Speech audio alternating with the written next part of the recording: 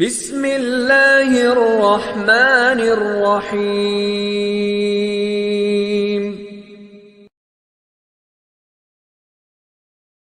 اجمعین، اما بعد، رب اشرح لی صدری ویسر لی امری واحلل عقدۃ من لسانی یفقہوا قولی رب زدنی علما۔ اما بعد فاعوذ باللہ من الشیطان الرجیم، بسم اللہ الرحمن الرحیم۔ ان للمتقین مفازا۔ اللہ تعالیٰ کی حمد و ثناء اور رسول معظم صلی اللہ علیہ وآلہ وسلم پر درود و سلام کے بعد یہ اعلان ہے سب سے پہلے کہ کل سے فجر کی نماز 5:05 پر صحیح کہ 10 منٹ پر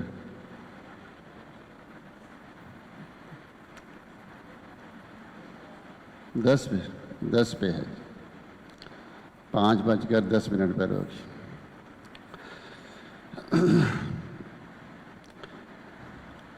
میرے بھائیوں، میرے دوستو،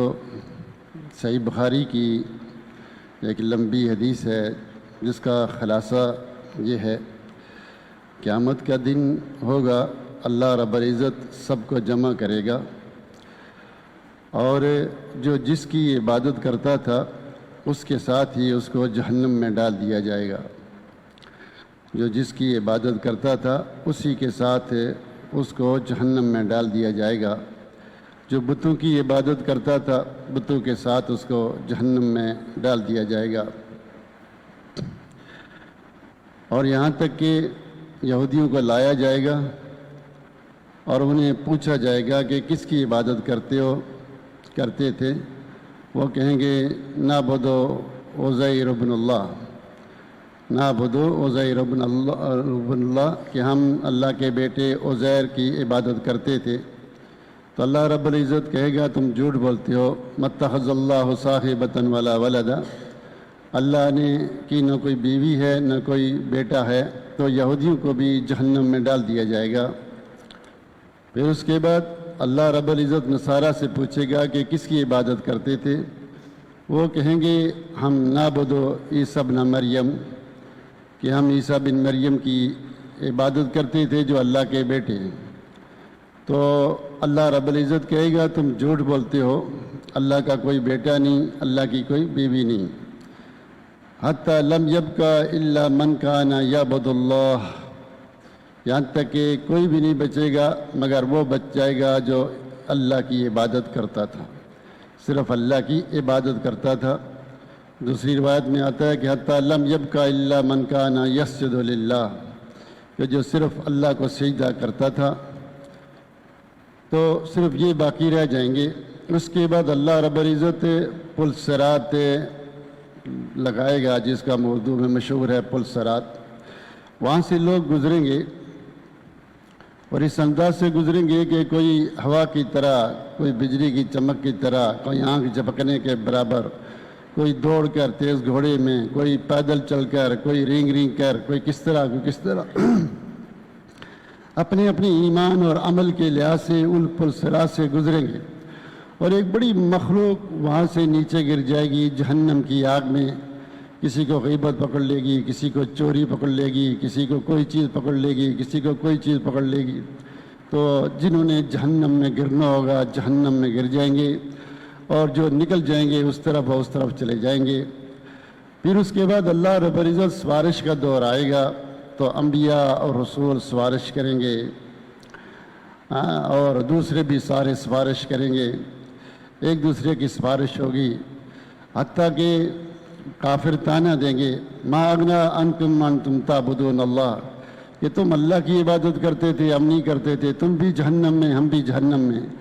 تو اللہ رب العزت حکم دے گا کہ اہل القبلہ کو جہنم سے نکال دو، تو اہل القبلہ کو جہنم سے نکال دیا جائے گا۔ پھر اس کے بعد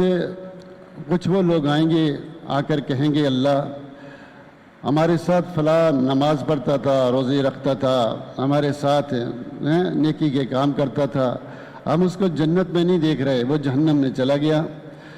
اللہ ہمیں وہ سفارش کریں گے، اللہ ہمیں اجازت دے کہ ہم اس کو جہنم سے نکالیں، تو اللہ رب العزت اس کو حکم دیں گے، ان کو حکم دیں گے، وہ جا کر ان کو جہنم کی آگ سے نکال لائیں گے۔ اور اس دن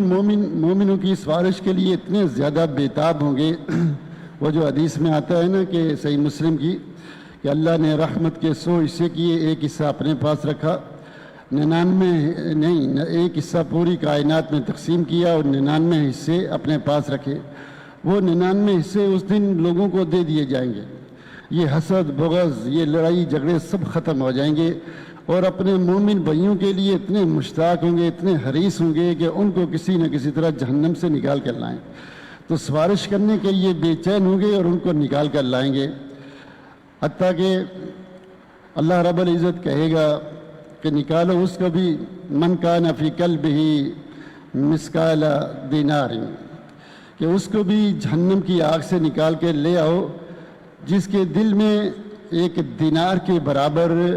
ایمان موجود ہے، اس کو بھی لے کر آؤ، اس سے بھی نکال لیں گے جہنم کی آگ سے۔ اللہ کا اور کہیں گے اللہ اب کوئی باقی نہیں رہا جس کے دل میں ایک دینار کے برابر بھی ایمان ہے۔ کہا اچھا اس کو بھی نکالو، من کان فی قلبہ من الایمان نصف دینار، آدھے دینار کے برابر جس کا پاس ایمان ہے، اس کو بھی نکال کر لے آؤ۔ اس کو بھی نکالنے کے بعد پھر اللہ کہے گا اس کو بھی نکال لو، من کان فی قلبہ مثقال حبۃ خردل من الایمان او کما قال صلی اللہ علیہ وسلم، کہ جس کے دل میں رائی کے دانے کے برابر بھی ایمان ہے، اس کو بھی نکال کر لے آؤ۔ پھر اس کے بعد نبی رسول سفارش کرنے والے جتنے سفارشی ہیں وہ سفارش کر لیں گے، کوئی بھی باقی نہیں بچے گا، تو اللہ رب العزت کہے گا بقیت رحمتی، میری رحمت باقی رہے گی، باقی ہے ابھی۔ فَيَقْبِضُ قَبْضَةً، اللہ تعالیٰ ایک قبضہ جیسے قبضہ اس کو زیب دیتا ہے، وہ مٹھی بھر کے جہنم سے نکالے گا ان لوگوں کو جو وَتُخْرِجُ مِنْهَا مَنْ لَا يَعْمَلُ خَيْرًا قَطُّ، جنہوں نے کبھی کوئی نیک کام نہیں کیا ہوگا، جنہوں نے کبھی کوئی نیک کام نہیں کیا ہوگا، اور ان کو اللہ رب العزت جنت میں ڈالے گا۔ وہ کہیں گے کہ اللہ نے ہمیں وہ دیا ہے لم یؤت احدا من العالمین، کہ کسی کو بھی یہ چیزیں نہیں ملی جو اللہ نے ہمیں اس جنت میں دے دی۔ یہ وہ ہوں گے جو ان کو اتقاء النار کہیں گے کہ جہنم سے آزاد کردہ ہیں، اور جہنم سے نکل کر جو جنت میں آئیں گے یہ کہیں گے کہ ہمیں اللہ نے وہ دیا ہے جو عالمین میں سے کسی کو بھی نہیں دیا۔ تو اللہ رب العزت کہے گا میں نے تمہارے لیے اس سے بھی زیادہ رکھا ہے۔ کہا اللہ اس سے زیادہ کیا ہے؟ تو اللہ رب العزت کہے گا کہ لا اسخط علیکم بعد ھذا، کہ آج کے بعد میں تمہارے اوپر کبھی ناراض نہیں ہوگا، آج کے بعد کبھی میں تم پر ناراض نہیں ہوگا۔ بلکہ وہ آدمی جو سب سے آخر میں جہنم میں نکلے گا، لمبا قصہ ہے، اس کو درخت کے پاس جائے گا، پھر جنت کے قریب جائے گا، پھر یہاں تک کہ جنت میں چلا جائے گا، تو اللہ رب العزت اسے کہیں گے خواہش کر، وہ خواہش کرے گا، اور کر اور کر، پھر کہے گا اللہ اسے کہے گا جو تم نے خواہش کی ہے، جو تم نے خواہش کی ہے میں اس سے ڈبل تمہیں اور دیتا ہوں۔ اور صحیح مسلم اور بخاری میں ہے کہ وَلَكَ مِثْلُ دُنْيَا بِعَشْرِ أَمْثَالِهَا، تجھے دنیا اور دنیا کے 10 مثل اور تجھے دیتا ہوں۔ یہ وہ شخص ہے جو سب سے آخر میں جہنم سے نکل کر جنت میں جائے گا۔ تو یہ صحیح بخاری کی حدیث ہے، اور بہت سارے لوگ اس حدیث کو دلیل بنا کر یہ کہتے ہیں کہ جو نماز نہیں پڑھتا وہ تو جنت میں چلا جائے گا، وہ کافر نہیں ہے۔ جو لوگ کہتے ہیں کہ نماز نہ پڑھنا کفر نہیں ہے، وہ یہ کہتے ہیں کہ یہ تو وہ لوگ جنت میں جا رہے ہیں لم یعمل خیرا قط، جنہوں نے کبھی کوئی نیک کام کیا ہی نہیں، تو ہم تو بڑے بڑے نیک کام کر رہے ہیں۔ تو اس حدیث کا معنی اور مفہوم کیا ہے، مقصد کیا ہے کہ لم یعمل خیرا قط، جنہوں نے کبھی کوئی نیکی نہیں کی ہوگی، اللہ رب العزت ان کو بھی جہنم سے نکال کر جنت میں ڈالے گا، اور ان کو وہ کچھ دے گا کہ وہ کہیں گے کہ عالمین میں سے ہم میں سے کسی کو نہیں ملا۔ اس کا معنی کیا ہے؟ اس کا اگر یہ ظاہری معنی ہم لے لیں کہ جس نے کوئی بھی کبھی نیکی کا کام نہیں کیا اور اللہ اس کو نکال کر جنت میں ڈالے گا اور اس کو یہ نعمتیں مل جائیں گی، تو پھر یہودی بھی چلے جائیں گے، عیسائی بھی چلے جائیں گے، چونکہ انہوں نے بھی کوئی نیک کام کبھی نہیں کیا۔ اس سے تو یہ بھی معلوم ہوا کہ ان سے بھی کبھی کوئی نیک کام یہودی، عیسائی، کافر، منافق، مشرک ان کے اعمال قبول نہیں ہوں گے، ان کے پاس کوئی نیک کام نہیں ہوگا۔ تو اس کا مطلب ہے کہ وہ بھی جنت میں چلے جائیں گے، اللہ ان کو بھی نکال دے گا۔ اور اہل قبلہ سارے مسلمانوں کا اس بات پر اتفاق ہے کہ جو کافر ہیں، یہودی ہیں، عیسائی ہیں، مجوسی ہیں، بتوں کی عبادت کرنے والے ہیں، یہ ہمیشہ ہمیشہ جہنم میں رہیں گے،